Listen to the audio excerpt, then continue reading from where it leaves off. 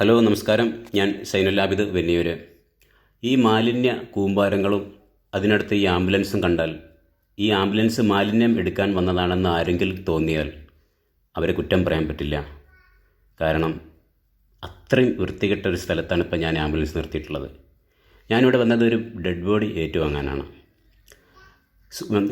മറ്റ് എവിടെയല്ല, നമ്മുടെ കോഴിക്കോട് മെഡിക്കൽ കോളേജിലെ സൂപ്പർ സ്പെഷ്യാലിറ്റി ബ്ലോക്കിൻ്റെ പുറകുവശത്ത് ഈ ബോഡി ഏറ്റുവാങ്ങാൻ വേണ്ടിയിട്ട് എനിക്ക് അനുവദിച്ച സ്ഥലമാണിത്. സെക്യൂരിറ്റി പറഞ്ഞ സ്ഥലത്ത് ഞാനിവിടെ നിർത്തി.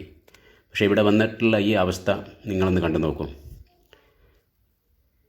ഈ വളരെയധികം ദുർഗന്ധവും, ഇത് കണ്ടാൽ അറിയാമല്ലോ ഇവിടെ നിന്ന് എന്താണ് ഉണ്ടാവുക എന്നുള്ളത്.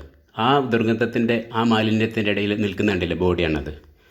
മെഡിക്കൽ കോളേജിലത്തെ നമ്മുടെ ഈ അനാസ്ഥയ്ക്ക് കാരണം ആരായാലും ഇതിനൊരു പരിഹാരം കണ്ടേ പറ്റൂ.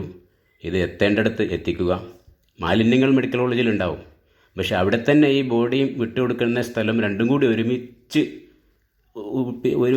ഒരു സ്ഥലത്ത് ആക്കിയതിൻ്റെ ആ ലോജിക്ക് എനിക്ക് മനസ്സിലാകുന്നില്ല. തീർച്ചയായിട്ടും ഈ വീഡിയോ കാണുന്നവർ ഇത് എത്തേണ്ടടുത്ത് എത്തിക്കുക തന്നെ ചെയ്യണം. മാക്സിമം ഷെയർ ചെയ്യുക. ഇതിനൊരു പരിഹാരം കണ്ടേ പറ്റൂ.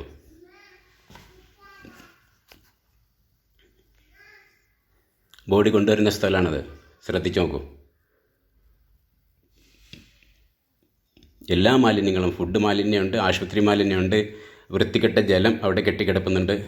അതിനിടയിലൂടെയാണ് ഈ ബോഡി വലിച്ചു കൊണ്ടുവന്നിട്ട് നമ്മൾ ആംബുലൻസിലേക്ക് മാറ്റുന്നത്.